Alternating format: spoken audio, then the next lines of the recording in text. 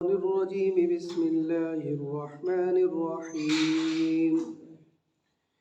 ولا تحسبن الذين قتلوا في سبيل الله أمواتا بل أحياء عند ربهم يرزقون فرحين بما آتاهم الله من فضله ويستبشرون بالذين لم يلحقوا بهم من خلفهم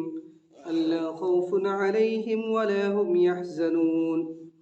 يستبشرون بنعمة من الله وفضل وأن الله لا يضيع أجر المؤمنين۔ یہ سورہ آل عمران کی آیتیں ہیں۔ یہ 3 آیتوں کی تلاوت کی گئی ہے۔ ان تینوں آیتوں کے اندر اللہ کے راستے میں شہید ہونے والوں کی فضیلت بیان کی گئی ہے، اور مقصد یہ تھا کہ بہت سارے لوگ غزوہ احد کے اندر شہید ہو گئے تھے، تقریباً 70 صحابہ کرام۔ تو ان کے چاہنے والے، ان کے رشتہ دار سبھی لوگ غمگین تھے، تو مرنے والوں کی فضیلت بیان کر دی گئی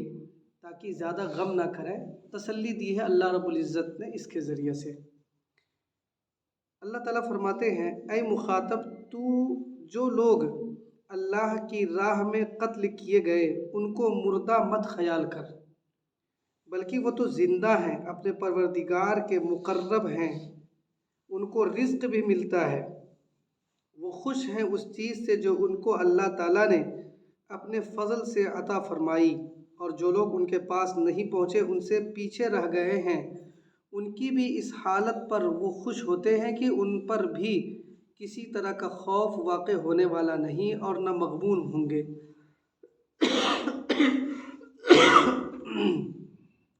وہ خوش ہوتے ہیں بوجہ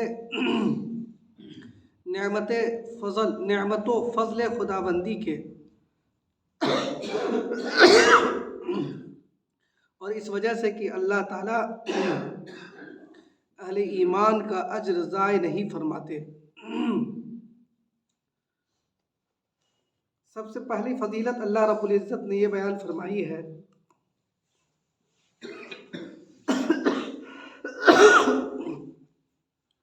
کہ جو اللہ کے راستے میں شہید ہوئے ہیں، اللہ رب العزت ان کو جو ہے زندہ رکھے ہوئے، ان کو مردہ مت خیال کیجیے۔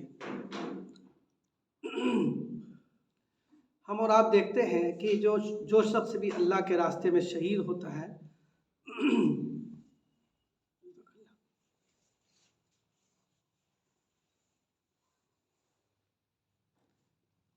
اس کو دفن کیا جاتا ہے،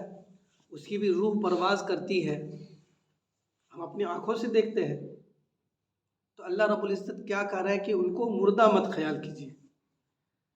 یعنی وہ زندہ ہے۔ اس میں لکھا ہے صاحب سے بل احیا، بلکہ وہ زندہ ہے اور ان کو رزق بھی ملتا ہے۔ تو یہ زندگی کیسی ہے؟ ایک تو ہر شخص کے ساتھ یہ بات ہے، چاہے وہ مومن ہو یا کافر ہو، گنہگار ہو یا اللہ کا نیک بندہ ہو، ہر ایک کے ساتھ قرآن و احادیث سے یہ بات ثابت ہے ہر ایک کے بارے میں کہ مرنے کے بعد اس کی روح کبھی نہیں مرتی ہے۔ اس کی روح دوبارہ جو ہے اس سے سوال و جواب ہوتا ہے، اور اس کے اعمال کے مطابق اس کے روح کے ساتھ اس کا برتاؤ کیا جاتا ہے۔ جنت والے اعمال اگر کیے ہوں گے تو جنت راحت، سامان راحت اس کے لیے میسر کیے جاتے، مہیا کیے جاتے ہیں۔ اگر جہنم والے اعمال کیے ہوں گے تو اسی طرح کا معاملہ اس کے ساتھ کیا جائے گا، یعنی روح کے ساتھ کیا جائے گا۔ اس کو عالم برزخ کہتے ہیں۔ تو عالم برزخ میں روح کے ساتھ یہ تو جڑا ہوا ہے۔ تو پھر شہیدوں کے بارے میں کیا کہہ رہے ہیں کہ وہ زندہ ہے؟ اس آیت سے اس کا جواب یہ ہے کہ اس آیت سے صاف سمجھ میں آتا ہے کہ وہ تو عام ہے، ہر ایک شخص، ہر ایک انسان کے لیے بارے میں ہے کہ اس کی روح کبھی بھی نہیں مرتی ہے، روح کے ساتھ معاملہ لگا رہتا ہے۔ اور اس آیت میں جو شہیدوں کی فضیلت بیان کی گئی ہے، دراصل اس سے مختلف ان کی زندگی ہوگی، یعنی عام لوگوں سے ہٹ کر ان کو جو ہے اللہ رب العزت حیات عطا کرتے ہیں۔ اس آیت سے پتہ چلتا ہے ایسی حیات اور ایسی زندگی کہ اس کو رزق بھی ملتی ہے،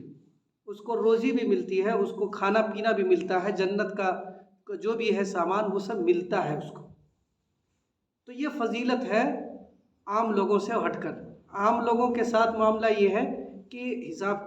جنت کا ہے، اس کا قبر کے اندر سوال جواب ہوگا، اس کی روح کو جو ہے زندہ کر کے جو ہے سوال کیا جائے گا روح ڈال کر، اور اس کے بعد اس کا معاملہ کیا جائے گا روح کے ساتھ۔ لیکن ان کا معاملہ دوسرا ہے، ان کا معاملہ یہ ہے کہ ان کو کچھ مزید اللہ رب العزت حیات عطا فرماتے ہیں، کوئی جسم بھی عطا کرتے ہیں، اور روح غذا جو ہے کھانا پینا یہ جسم کا کام ہے۔ کھانا پینا کس کا ہے؟ جسم کا۔ روح کا کھانا پینا کام نہیں ہے، تو اللہ رب العزت اس کو جسم بھی عطا کرتے ہیں۔ اب یہ مسئلہ رہ گیا کہ وہ زندگی کیسی ہے، یعنی ان لوگوں سے ہٹ کر شہیدوں کو جو زندگی ملتی ہے وہ زندگی کیسی ہے، تو اس کے بارے میں اگر نہ بھی جانے تو کوئی دقت نہیں ہے، بس اتنا یقین ہے اللہ نے فرما دیا ہے کہ شہید جو ہے وہ ان کو اللہ رب العزت ایک الگ زندگی عطا کرتے ہیں، وہ مرے نہیں ہیں، بس یہاں سے روح قبض کر دیا ہے اللہ رب العزت نے، اور اس کے بعد ان کو الگ سے جسم عطا ہوا ہے۔ اس کی وضاحت جو ہے ایک دوسری حدیث سے ہوتی ہے، جو حدیث کی اس آیت کا شان نزول بھی ہے۔ وہ حدیث یہ ہے، حضرت امام ابو داؤد رحمۃ اللہ علیہ نے اس حدیث کو نقل کیا ہے، داؤد شریف کی روایت ہے کہ اللہ کے رسول صلی اللہ علیہ وسلم نے صحابہ اکرام سے فرمایا کہ تمہارے بھائی جو کہ غزوہ احد کے اندر شہید ہوئے، یعنی جو بھی شہید ہوتے، یہاں پر تو ہر ایک کے بارے میں ہے، جب ان کی شہادت ہوئی تو اللہ رب العزت نے ان کے روح کو پرندوں کے اندر اتار دیا، ایک پرندے کی شکل بنا کر اس کے اندر روح کو ڈال دیا، اور وہ پرندے جنت کے اندر چلے گئے، اور اس کے اندر جو بھی مطلب کھانا پینا جنت کی جو سامان راحت اس کو استعمال کرتے وہ پرندے، اور جب وقت ہوتا ہے آرام کا تو وہ ان کے لیے ایک قندیل بنائی گئی ہے، جو قندیل کی اللہ کے عرش سے لٹکی ہوئی ہے، اسی کے اندر وہ چلی جاتی ہے۔ تو اس سے صاف سمجھ میں آتا ہے کہ اس طرح کی زندگی خاص حیات جو ہے اللہ رب العزت شہیدوں کو دیتے ہیں اس آیت سے۔ تو اسی حدیث کے اندر آخر میں ہے کہ جو جن شہیدوں کو یہ درجہ ملا، انہوں نے اللہ رب العزت سے درخواست کی کہ اے باری الہ، ہم تو یہاں بہت عیش و آرام میں ہیں، لیکن دنیا میں جو میرے رشتہ دار رہ گئے ہیں وہ بڑے پریشان ہیں، میرے شہادت کی وجہ سے، میرے قتل ہو جانے کی وجہ سے پریشان ہیں، ان کو یہ بات کیسے معلوم ہوگی کہ ہم بہت آرام میں ہیں؟ تو اللہ رب العزت نے وعدہ کیا، اور اسی وعدے کے مطابق یہ آیت نازل فرمائی۔ یہ ہے شان نزول بھی، اور اسی سے سمجھ میں آ سکتا ہے کہ شہید کو اللہ رب العزت جو زندہ کہہ رہے ہیں وہ کس معنی کر زندہ ہے، اس معنی کر کہ ان کو اللہ رب العزت ایک خاص جسم عطا کرتے ہیں، اور وہ قیامت تک اسی جسم کے ساتھ جنت میں کھیلیں گے کودیں گے، جنت کے جو عیش و آرام ہے اس سے فائدہ اٹھائیں گے، یہ مطلب ہے۔ بل احیاء عند ربہم یرزقون، کہ اللہ رب العزت کے پاس ان کو رزق بھی عطا ہوتا ہے۔ اے مخاطب، جو لوگ اللہ کی راہ میں قتل کیے گئے ان کو مردہ مت خیال کر، بلکہ وہ تو زندہ ہیں، اپنے پروردگار کے مقرب ہیں، ان کو رزق بھی ملتا ہے۔ اس آیت کے اندر جو ہے شہیدوں کی چار فضیلتیں بیان کی گئی ہیں۔ سب سے پہلے کہ بل احیاء، وہ زندہ ہیں، وہ زندہ رہیں گے، اور دوسری فضیلت بیان کی گئی کہ ان کو رزق بھی ملتا ہے۔ ظاہر سی بات ان کو رزق کہاں کا ملے گا؟ جنت والا رزق ملے گا۔ تیسری فضیلت یہ ہے کہ فرحین بما آتاہم اللہ من فضلہ، کہ اللہ کی جو بخشش ہوگی، اللہ کی جو عنایتیں ہوں گی، اس عنایت سے وہ خوش ہوں گے۔ چوتھی فضیلت یہ کہ یستبشرون بالذین لم یلحقوا بہم من خلفہم، کہ اپنے اہل و عیال کو جو دنیا کے اندر چھوڑ کر گئے ہیں ان کے حوالے سے بھی وہ خوش ہوتے ہیں، کہ وہ بھی جب یہاں آئیں گے تو ان کے لیے یہاں پر سامان راحت ہے، عیش و آرام کا سامان ہے۔ یہ چار جو ہے خوشخبری اللہ رب العزت نے فضیلت بیان فرمائی ہے شہیدوں کی۔ یستبشرون، اور وہ خوش ہوتے ہیں اس نعمت کی وجہ سے اور فضل خداوندی کی وجہ سے، اور اس وجہ سے کہ اللہ رب العزت نے اہل ایمان کا اور اس وجہ سے کہ اللہ رب العزت اہل ایمان کا اجر ضائع نہیں کرتے ہیں۔ الذین استجابوا للہ والرسول من بعد ما اصابهم القرح، یہاں سے جو ہے 3 آیتیں وہ ہیں جو ایک خاص پس منظر میں نازل ہوئی ہیں کہ جب غزوہ احد میں اخیر میں لڑائی کس طرح ختم ہوئی ہے کہ اللہ کے رسول صلی اللہ علیہ وسلم کے گرد تمام صحابہ اکرام اکٹھے ہو گئے۔ ادھر جو دشمن کا جو لشکر تھا وہ بھی تھک گیا تھا، تو وہ مطلب یہ کہ ان کو سمجھ ہی نہیں آیا کچھ کہ ہم اتنی تعداد میں ہیں، مسلمان تھکے ہوئے ہیں اور ان کے بہت سے بڑی تعداد جو ہے شہید بھی ہو چکی ہے، یہ سب کچھ نہیں سمجھا، بس وہ لوگ بھی روانہ ہو گئے۔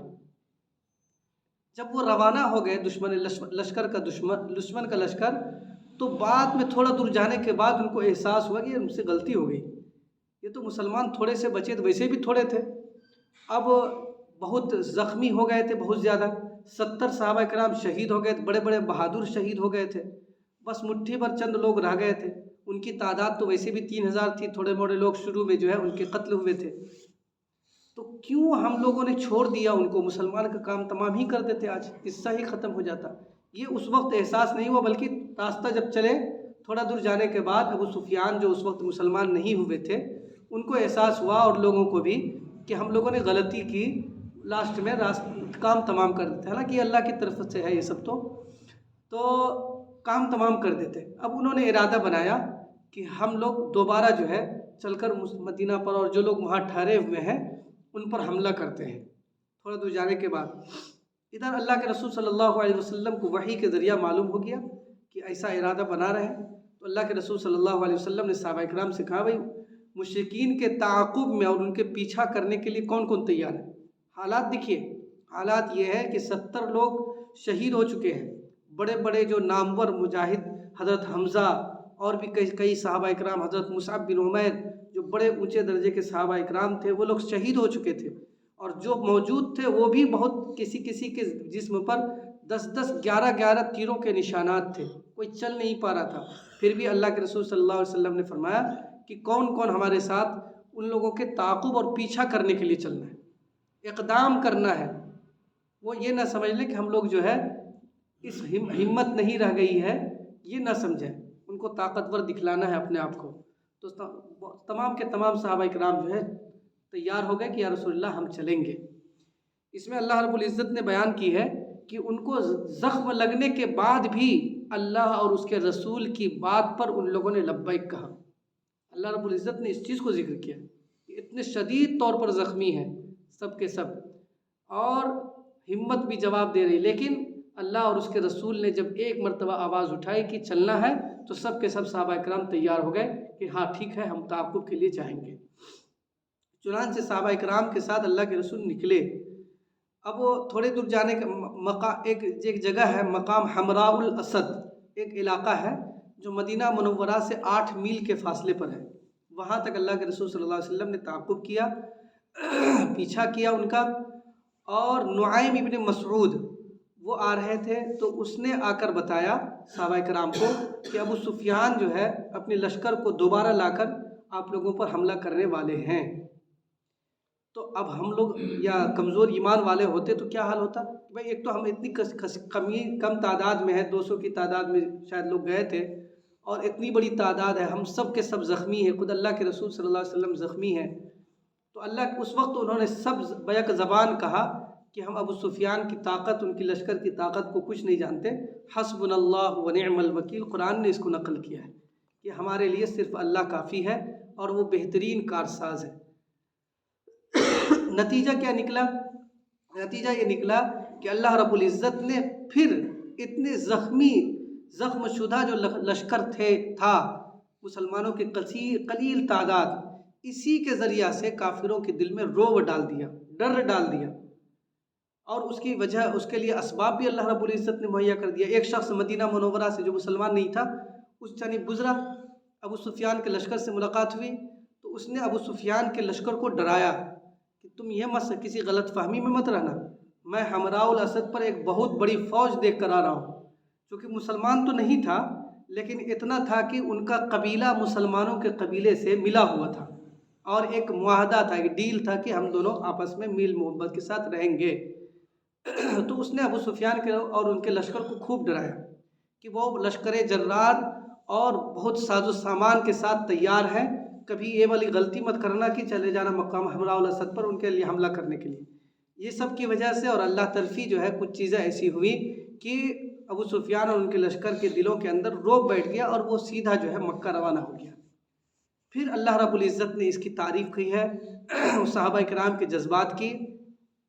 اور ساتھ ہی ساتھ ان کی فضیلت بھی بیان کی ہے، ان کو کیا کیا فائدہ ہوا اس اقدام پر کہ زخم خوردہ تھے،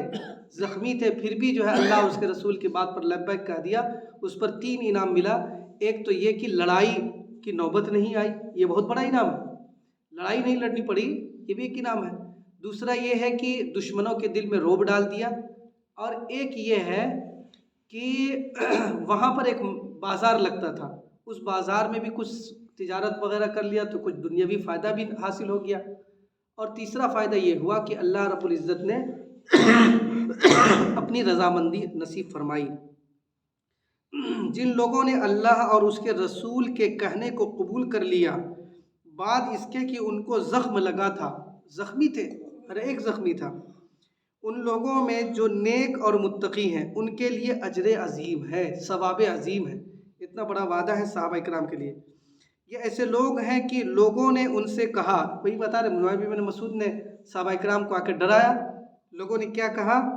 کہ ان لوگوں نے یعنی کافروں نے تمہارے لیے سامان جمع کیا ہے، تم پر حملہ کرنے کا ارادہ رکھتے ہیں کافر لوگ، سو تم کو ان سے اندیشہ کرنا چاہیے، یعنی ڈرنا چاہیے ان سے اور بھاگ جانا چاہیے۔ سو اس نے ان کے ایمان کو اور زیادہ کر دیا۔ ایسا نہیں ہے کہ وہ دبک گئے، بلکہ اور ان کا ایمان بڑھ گیا، کیونکہ جب وہ ایمان لائے تھے تو اسی وقت انہوں نے تہیہ کر لیا تھا کہ اس راستے کے اندر جو ہے کانٹے بہت ہیں، اس لیے جب کبھی بھی ان پر کانٹے کی برسات ہوتی تھی تو وہ یہی سمجھتے تھے کہ ہمارا ایمان مقبول ہے، اور ایمان تازہ ہو جاتا تھا۔ اللہ رب العزت نے غزوہ احزاب کے موقع پر بھی ان صحابہ کرام کی تعریف اس معنی کر کی ہے کہ جب ان پر سختی پڑتی، جو سختی پڑتی اتنا ایمان تازہ ہوتا تھا۔ تو اس سخت حالات میں اللہ رب العزت نے فرماتے ہیں، خود شہادت دے رہے اللہ رب العزت کہ ان کا ایمان اور بڑھ گیا، بجائے اس کے کہ ہمت ہارتے اور ایمان اور پرجوش ہو گئے وہ لوگ۔ تو تم کو ان سے ڈرنا چاہیے، لیکن انہیں ایسا نہیں ہوا، بلکہ اس نے ان کے اس بات نے ان کے ایمان کو اور زیادہ کر دیا، اور انہوں نے کہا حسبنا اللہ ونعم الوکیل، یہ حق تعالیٰ کافی ہے اور وہی سب کام سپرد کرنے والا، سب کام سپرد کرنے کے لیے اچھا ہے۔ وکیل اصل میں کہتے جانتے ہیں جو وکیل کے معنی ہے، ہم اپنا کام دوسرے کے حوالے کرتے ہیں، تو وکیل ہمارا ہے اللہ،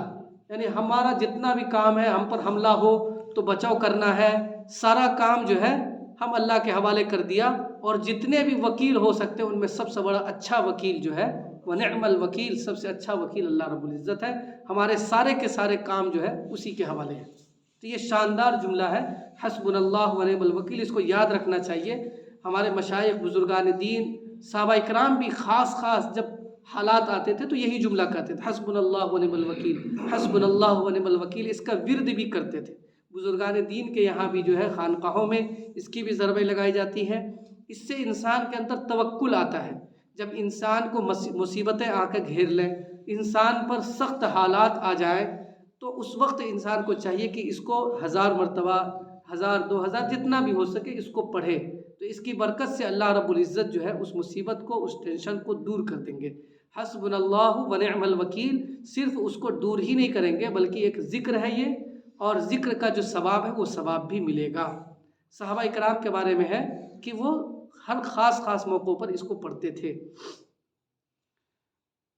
فانقلبوا، پس یہ لوگ خدا کی نعمت اور فضل سے بھرے ہوئے واپس ہوئے۔ اب وہاں سے غزوہ احد سے واپس ہو رہے ہیں تو خالی ہاتھ واپس نہیں، اللہ کی نعمت اور فضل کو لے کر واپس ہو رہے ہیں۔ بتایا ہم نے کیا تھا کہ ان کو کوئی ناگواری ذرا پیش نہیں آئی، یعنی دوبارہ جب انہوں نے تعاقب کیا، پیچھا کیا، تو کوئی ناگواری کی بات پیش نہیں، کوئی زخم نہیں لگا، کچھ نہیں ہوا۔ اللہ رب العزت نے کافروں کے دل میں رعب ڈال دیا۔ ایک فضل یہ ہوا واتبعوا رضوان اللہ، اور وہ لوگ رضائے حق کے تابع رہے، اللہ کی رضامندی بھی ملی۔ دو چیز ہوا کہ اللہ کی بات پر لبیک بھی کہہ دیا اور